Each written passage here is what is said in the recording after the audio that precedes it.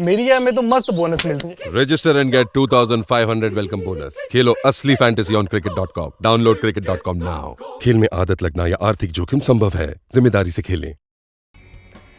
नमस्कार, मैं हूं अर्पिता आर्य। आईपीएल यानी इंडियन पॉलिटिकल लीग और इंडियन प्रीमियर लीग की साझा पेशकश के साथ आज दिल्ली दंगल का दूसरा नाम रही।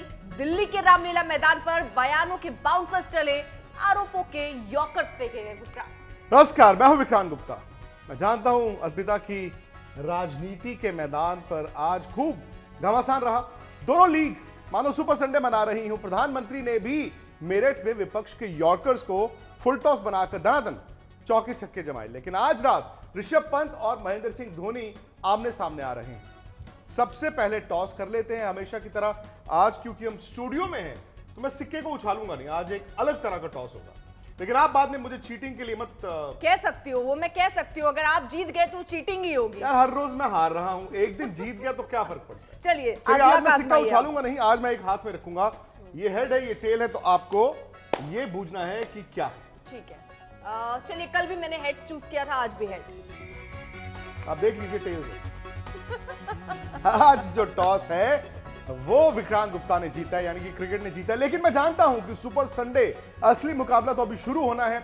लेकिन आपका जो सुपर संडे था वो ऑलरेडी मनाया जा चुका है, यानी कि महारैली पर महारैली तो आप ही आज आगाज कीजिए। यानी मानना पड़ेगा सुपर संडे ये आपके लिए रहा है। लेकिन आपने, चलिए, खुला मैदान आपने मुझे दे दिया है और ऐसे में आप ये चाह रहे हैं कि खबरों की शुरुआत शायद मैं ही करूं। आप ही की। इतना बड़ा दिल दिखा रहे हैं आप हमेशा से।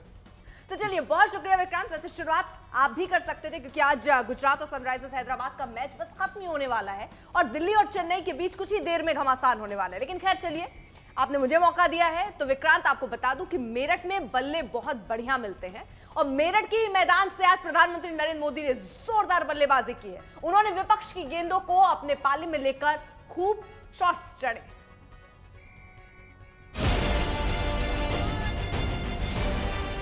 लोकसभा का चुनावी खेल अपने शबाब पर है। खिलाड़ी मैदान में है और पूरी जोर आजमाइश है कि ऐसी बैटिंग या बॉलिंग की जाए कि सामने वाला क्लीन बोल्ड हो और हम मैदान मार लें। ऐसा ही एक मैदान बीजेपी ने आज मेरठ में सजाया, जहां पीएम मोदी ने कांग्रेस की कच्चा थीवू वाली फुल टॉस पर छक्का जड़ दिया।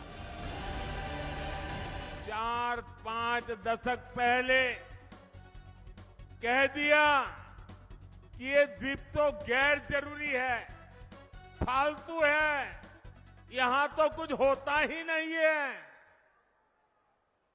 और ये कहते हुए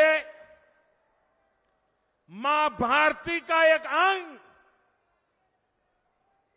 आजाद भारत में ये कांग्रेस के लोगों ने, इंडियन अलायंस के साथियों ने मां भारती का एक अंग काट दिया। पीएम मोदी ने यह छक्का इसलिए जड़ा क्योंकि एक आरटीआई से खुलासा हुआ है कि कच्चा थीवू द्वीप 74 से पहले भारत का हिस्सा था, जिसे कांग्रेस ने श्रीलंका को दे दिया। मगर मोदी की बैटिंग यही नहीं रुकी। विपक्ष पर मोदी की कवर ड्राइव देखिए। इनको लगता है कि मोदी इनसे डर जाएगा,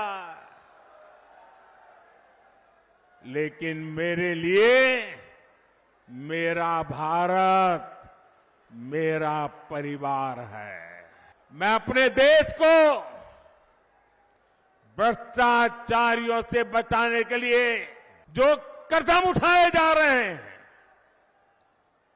उनके खिलाफ एक बहुत बड़ी लड़ाई लड़ रही हूं। और इसलिए बड़े बड़े भ्रष्टाचारी आज सलाखों के पीछे हैं। पीएम मोदी पूरी लय में बैटिंग कर रहे थे। उन्हें मालूम था कि 400 पार का नारा अगर सच करना है तो पश्चिमी यूपी का मैदान मारना होगा। इसीलिए पीएम मोदी ने चौधरी चरण सिंह के नाम का अपर कट खेला। जब हमारे छोटे भाई जयंत चौधरी संसद में चौधरी चरण सिंह जी के भारत रत्न के सम्मान को लेकर के बोलने के लिए खड़े हुए तो उनकी आवाज को रोकने की कोशिश की गई। भाई जयंत चौधरी को अपमानित करने का प्रयास किया गया। पीएम मोदी खूब खेले, धुआंधार बैटिंग की। तो उनके साथ नॉन स्ट्राइक पर खड़े जयंत चौधरी ने भी विपक्ष के खिलाफ कुछ दर्शनीय शॉट लगाए। भ्रष्टाचार ऊपर से लेके नीचे तक जाता है। अधिकारी भ्रष्ट हो सकते हैं, कर्मचारी भ्रष्ट हो सकते हैं, लेकिन जिस दिन सर्वोच्च पद पे बैठा व्यक्ति भ्रष्ट हो जाएगा तो कोई उपाय नहीं। जहां से आजादी की लड़ाई का बिगुल बजा, वहीं से प्रधानमंत्री नरेंद्र मोदी ने एक बार फिर 2024 की चुनावी लड़ाई का शंखनाद किया। 2014 और 19 के बाद एक बार फिर प्रधानमंत्री ने जाटलैंड से हुंकार भरी। इस बार मौका भी था और दस्तूर भी, क्योंकि कल ही जाटों के सबसे बड़े नेता और पूर्व प्रधानमंत्री चौधरी चरण सिंह को भारत रत्न से नवाजा गया। मिशन 400 पार के लिए बीजेपी ने जाटलैंड में पूरी ताकत झोंक दी है। इस बार राम मंदिर भी है और जयंत चौधरी का साथ भी। कैमरामैन संजीव कुमार के साथ अशोक सिंघल, मेरठ, आज तक। आपने मेरठ के बल्लों की बात की, जो दुनिया के सबसे मशहूर बल्लेबाज हैं, बल्लेबाज नहीं बल्ले हैं। तो प्रधानमंत्री ने मेरठ में रनबाजी की, इधर दिल्ली में विपक्ष फ्रंट फुट पर खेल रहा है। देखिए कि आज ही दिल्ली की आईपीएल टीम भी एक्शन में होगी। वैसे अभी अभी एक एक्शन पूरा हुआ है। गुजरात ने हैदराबाद को 7 विकेटों से शिकस्त दे दी है। और आप जानते ही हैं कि आज दिल्ली और चेन्नई, यानी कि एक तरफ ऋषभ पंत और दूसरी तरफ महेंद्र सिंह धोनी आमने सामने। अब से थोड़ी देर में, जैसे मैंने बताया आपको, दिल्ली दनादन के मूड में है, चेन्नई से खेल रहा है और छोटे मियां और बड़े मियां आमने सामने हैं, यानी कि ऋषभ पंत और एमएस धोनी। दोनों टीमों के हालात की बात करें तो चेन्नई की टीम सीजन की शुरुआत से लगातार जीत रही है। वहां धमाकेदार बैटिंग भी कर रही है। उनके ऊपर शायद बल्लेबाज इस कदर स्ट्रोक्स खेल रहे हैं कि माही की बैटिंग ही नहीं आ रही है। और 7:30 बजे ये मुकाबला शुरू होगा। अब तक चेन्नई 2 मैच खेला है। आप आंकड़ों के जरिए देखिए, चेन्नई दोनों मैच जीता भी है। अब दिल्ली भी 2 मैच खेला है और दिल्ली, अर्पिता, दोनों मैच हार गया है। दिल्ली के लिए मुश्किल यह है कि ना तो उसके जो देसी बल्लेबाज चल रहे हैं, ना ही विदेशी चल रहे हैं। ऋषभ पंत की वापसी हो गई, कीपिंग भी कर रहे हैं, लेकिन बल्ले के साथ अभी वो धूम नहीं मचा पाए। पंत ने 2 मैचों में सिर्फ 46 रन बनाए हैं। उनका स्ट्राइक रेट 117 का है, मतलब पंत के लिए अभी दिल्ली दूर है। पिछले 5 मैच में 4 बार चेन्नई ने दिल्ली को हराया है। एक ही बार दिल्ली चेन्नई को हराने में कामयाब हुई। दोनों टीमों में पावरफुल हिटर्स हैं, चौके छक्के जरूर उड़ेंगे। चौके छक्कों की बात आप कर रहे हैं तो दिल्ली में चौके छक्के भी उड़ाए गए हैं और यहां तो इंडियन प्रीमियर लीग को भी स्वीप किया गया है, यानी उस पर भी झाड़ू फेर दिया गया है। वैसे अर्पिता, आज जब मैं सनराइजर्स हैदराबाद और गुजरात टाइटंस का मैच देख रहा था तो मैंने सुना कि राहुल गांधी ने आज मैच फिक्सिंग की बात की। आईपीएल की बात चल रही है, तो आईपीएल के सीजन में मैंने ना तो अभी तक किसी फिक्सिंग के बारे में सुना है और ना ही मैंने किसी मैच को इस कदर से देखा। तो मुझे समझ नहीं आया कि वो किस फिक्सिंग की बात कर रहे हैं। बिल्कुल ठीक सुना है आपने विक्रांत। राहुल गांधी ने फिक्सिंग की ही बात की है, मगर उन्होंने इंडियन प्रीमियर लीग नहीं बल्कि इंडियन पॉलिटिकल लीग के बारे में टिप्पणी की है। और उन्होंने कहा है कि बीजेपी यहां अंपायर और खिलाड़ियों को खरीद कर लोकसभा का खेल जीतना चाहती है। चलिए विक्रांत, जरा आपको सुनवाई देते हैं कि ये जिसके आप जिक्र कर रहे हैं वो कहा क्या उन्होंने।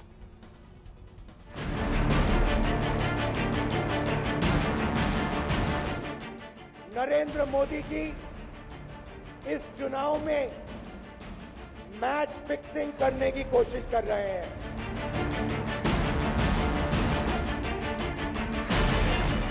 वो लोग नारा लगा रहे हैं अब की बार 400 पार। ऐसा लग रहा है कि पहले से ही ईवीएम सेटिंग हो चुका है।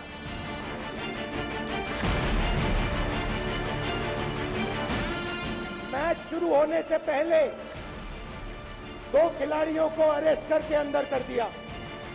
रामलीला मैदान पर होने वाले सियासी खेल में विपक्ष ने फिक्सिंग वाली गेंद डाली। आरोप लगाया कि लोकसभा चुनाव का जो खेल चल रहा है उसे बीजेपी तभी जीत सकती है जब वो खिलाड़ियों को खरीद ले, अंपायर खरीद ले, रेफरी खरीद ले, पिच क्यूरेटर खरीद ले। ये जो उनका 400 सीट का नारा है, ये बिना ईवीएम के, बिना मैच फिक्सिंग के, बिना सोशल मीडिया और प्रेस पर दबाव डालकर खरीदकर ये 180 पार नहीं होने जा रहा है। सब मिलाकर ऐसे दौर में जब लोकसभा चुनाव के खेल में बीजेपी ताबड़तोड़ बल्लेबाजी कर रही है, इसी खेल के दौरान राहुल गांधी आरोप लगा रहे हैं कि उनके 2 खिलाड़ियों को बीजेपी ने खेल से पहले ही आउट कर दिया है। हमारी टीम में से मैच शुरू होने से पहले 2 खिलाड़ियों को अरेस्ट करके अंदर कर दिया।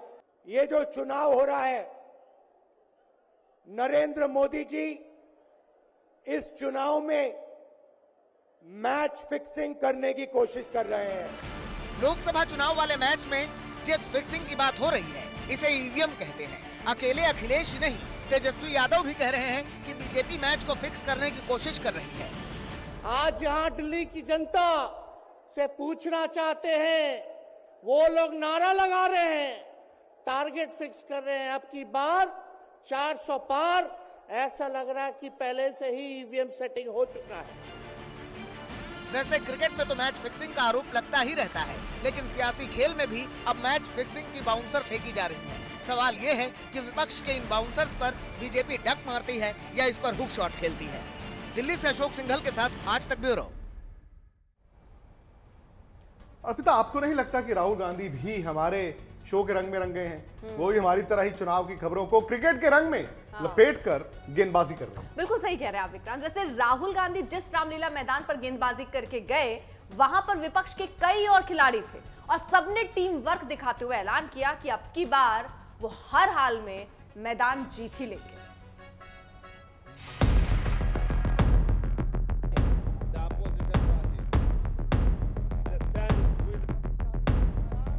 अरविंद केजरीवाल की गिरफ्तारी के विरोध में रामलीला मैदान में विपक्ष के दिग्गज खिलाड़ियों की टीम मीटिंग थी। बोले तो रैली, और इस रैली में ताबड़तोड़ बल्लेबाजी की शुरुआत की अरविंद केजरीवाल की पत्नी सुनीता केजरीवाल ने। आपके केजरीवाल शेर है, शेर। ये ज्यादा दिन तक उनको जेल में नहीं रख पाएंगे। जिस तरह से सुनीता केजरीवाल ने बैटिंग की, ठीक वैसी ही बैटिंग हेमंत सोरेन की पत्नी कल्पना सोरेन ने भी की। यहाँ इंडिया गठबंधन को इतना मजबूत कीजिएगा कि आमने सामने खड़ी तानाशाह ताकत को यहाँ से उखाड़ फेंकना है। इंडिया गठबंधन के कई दलों के खिलाड़ी यहाँ मौजूद थे।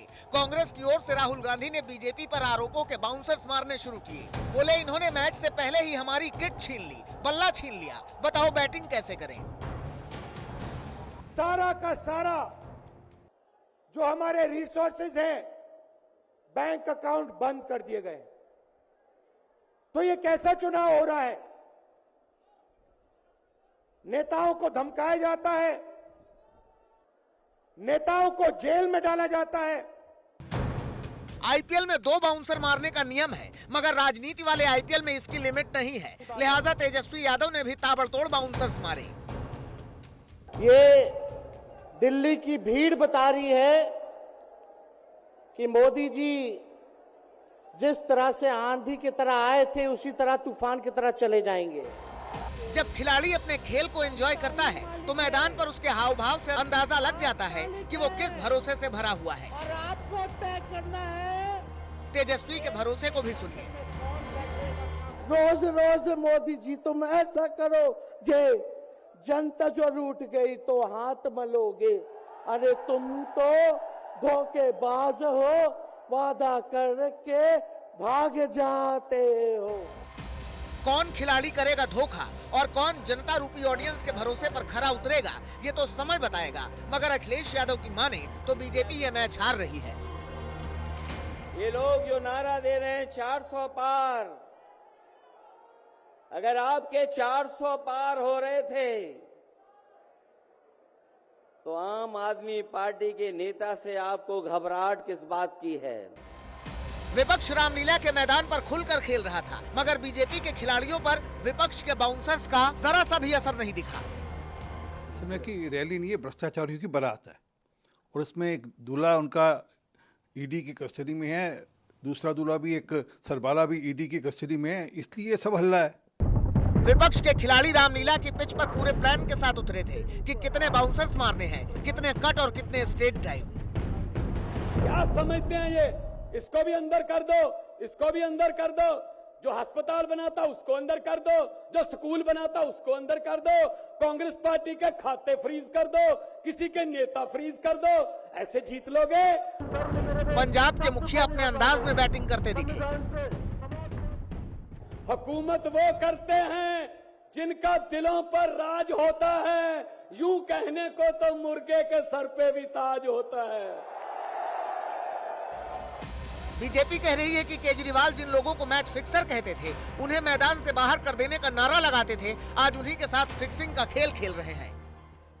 ये दिल्ली के उसी रामलीला मैदान में होगा जहां खड़े होकर अरविंद केजरीवाल जी चिल्ला चिल्ला कर इन सभी को भ्रष्टाचारी बता रहे थे।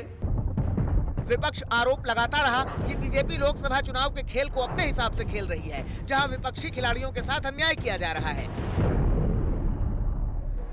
अगर बीजेपी सरकार को ऐसे लग रहा होगा कि अरविंद जी को अरेस्ट किया, हेमंत जी को अरेस्ट किया तो लोग डर जाएंगे। मेरे भारत का हर कोई डरने वाला नहीं, लड़ने वाला है। और बीजेपी के प्लेयर्स कह रहे हैं कि विपक्षी खिलाड़ी हताश हैं।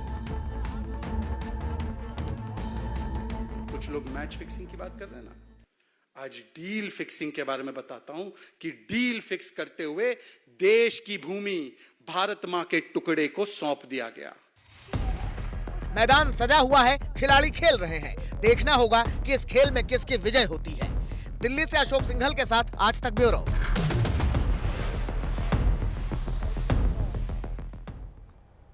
तो आज प्रधानमंत्री ने जहां मेरठ से अपने इस बार के चुनावी अभियान में डेब्यू किया, वहीं कल रात लखनऊ ने अपने घरेलू अभियान की शुरुआत की थी। आई होप आपने वो मैच देखा होगा। और जैसा कि ट्रेंड चलता आ रहा है, घरेलू मैदान पर उसने विनिंग कॉम्बिनेशन भी बना दिया। उसके एक गेंदबाज हैं मयंक यादव। अपने पहले मैच में उन्होंने पंजाब पर कहर बनकर दिखाया। दिल्ली के रहने वाले इस तेज गेंदबाज को सिर्फ तेज गेंदबाज ही नहीं बल्कि तूफान कहेंगे अर्पिता, क्योंकि कल रात उन्होंने एक गेंद 156 किलोमीटर की रफ्तार से फेंकी, जो कि जी आईपीएल इतिहास की 5वीं सबसे तेज गेंद है और इस आईपीएल की ये सबसे ज्यादा तेज गेंद है। उनकी स्पेल ने पंजाब के अरमानों को पस कर दिया। 4 ओवर में मयंक ने सिर्फ 27 रन दिए, 3 विकेटें ली। मयंक ने जॉनी बेयरस्टो, प्रभसिमरन सिंह, जितेश शर्मा को आउट किया। एक बार फिर बता दें कि मयंक यादव दिल्ली के रहने वाले हैं। डेल स्टेन को अपना आदर्श मानते हैं। दिल्ली में सोनेट क्लब से वो खेलते हैं। और दूसरी तरफ पंजाब की बात करें, अर्पिता, मैं तो कल रात को खाना भी नहीं खाया क्योंकि पंजाब ना जीता हुआ मैच हार गया। उनको खुद को कोसना होगा क्योंकि एक वक्त पंजाब की टीम 200 रन का लक्ष्य का पीछा कर रही थी। 200 रन बहुत होते हैं, बट वो पिच और कंडीशंस के हिसाब से पंजाब ने 11 ओवर में 102 रन बना दिए, जहां पर उनकी एक भी विकेट नहीं गिरी। तो अंदाजा लगाइए, जहां पर 11 ओवर में आपके 102 रन हो गए हो और एक भी विकेट ना गिरा हो, तो पंजाब को आराम से यह मैच जीतना चाहिए। जॉनी बेयरस्टो आउट हुए 42 रन बनाकर। प्रभसिमरन आए, उन्होंने भी 7 गेंदों पर 19 रन बनाए, वो आउट हो गए। और यहां पर पंजाब का स्कोर 13.4 ओवर में था 128। मतलब यहां से उन्होंने 39 गेंदों में 72 रन बनाने थे। और आजकल इतने रन बन भी जाते हैं जब आपके हाथ में 8 विकेटें हो। शिखर धवन कप्तान सेट थे, 70 रन की पारी खेली, लेकिन पंजाब 5 विकेट गवा बैठा और सिर्फ 178 रन तक ही पहुंच पाया था। लेकिन आज जो मुकाबला है, एक तो अभी गुजरात ने मैच जीता है और आप जानते हैं कि पिछली बार के चैंपियंस हैं कौन? Chennai super Kings. और सुपर संडे में क्यों कह रहा हूं 7:30 बजे? क्योंकि एक तरफ है चेन्नई सुपर किंग्स और दूसरी तरफ है दिल्ली कैपिटल्स। छोटे मियां और बड़े मियां, यानी कि एक तरफ MS धोनी और दूसरी तरफ ऋषभ पंत। और स्पोर्ट्स तक अर्पिता आपने डाउनलोड किया ही है, आप भी कीजिए, प्लीज सब्सक्राइब कीजिए, क्योंकि जब पहली पारी खत्म होनी है ना, तो हमने लाइव वहां पर होना है और मैच के बाद भी हम वहीं पर लाइव रहेंगे। और आज तो मैं कहता हूं कि आप भी आइए। बिल्कुल, यहाँ पे अगर मेरा शो नहीं होगा तो मैं डेफिनेटली आऊंगी। मैच से जुड़े आपके हर सवाल का हम देंगे जवाब। जानने के लिए हर update, live analysis, special interviews, download कीजिए स्पोर्ट्स तक ऐप।